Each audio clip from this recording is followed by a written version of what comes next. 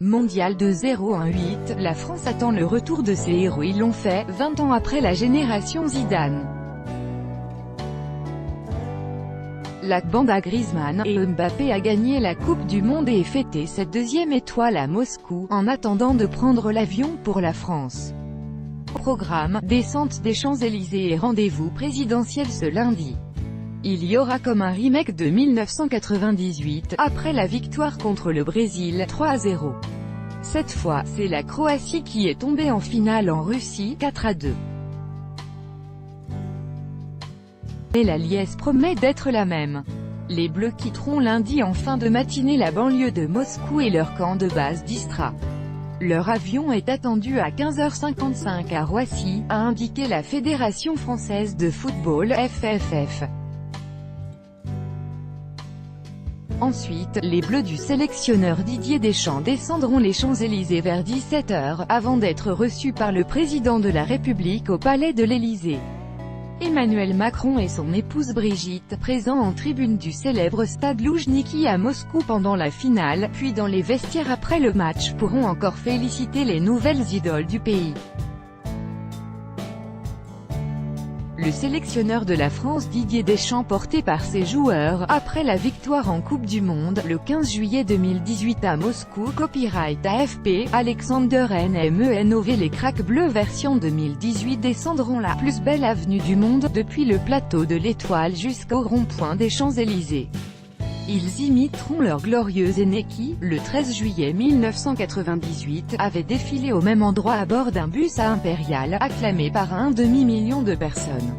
Un homme pourra leur expliquer ce qui les attend. C'est leur sélectionneur Didier Deschamps. Il y a 20 ans, il était capitaine des champions du monde, sentinelle du milieu de terrain. Aujourd'hui, à 49 ans, il entre dans un club très fermé, ceux qui ont gagné la compétition reine comme joueur et coach. Jusqu'ici, il n'était que deux à avoir réalisé cette performance, le Brésilien Mario Zagallo et l'Allemand Franz Beckenbauer. Je vais être dans l'histoire. Il y a 20 ans, le visage d'un seul joueur, Zinedine Zidane, était projeté sur l'Arc de Triomphe après son doublé contre la Seleção. Cette fois, ils sont trois à avoir marqué, Antoine Griezmann, Paul Pogba et Kylian Mbappé. Griezmann pourrait même être crédité d'un doublé, car un de ses coups francs a été dévié de la tête dans ses buts par le Croate Mario Mandzukic.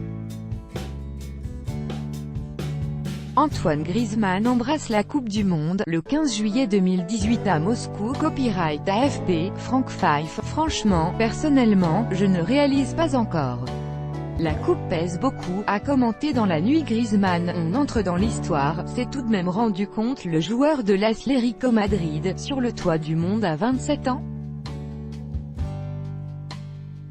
Quand on lui a demandé si on allait parler de « Génération Griezmann », l'attaquant a répondu, après avoir mis « le collectif en premier, je vais être dans l'histoire du foot français, même si on ne réalise pas maintenant, nos enfants vont être très fiers de porter notre nom.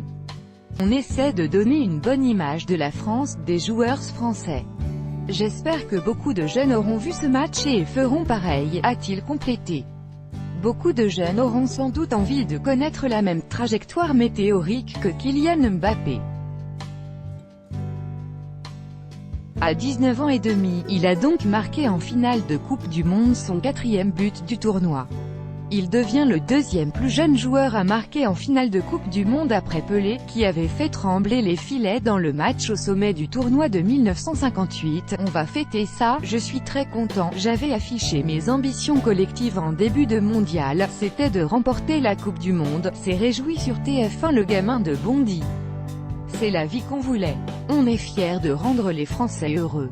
On est conscient qu'on avait ce rôle-là aussi, on voit qu'ils oublient tous leurs problèmes, a souligné le TGV du PSG.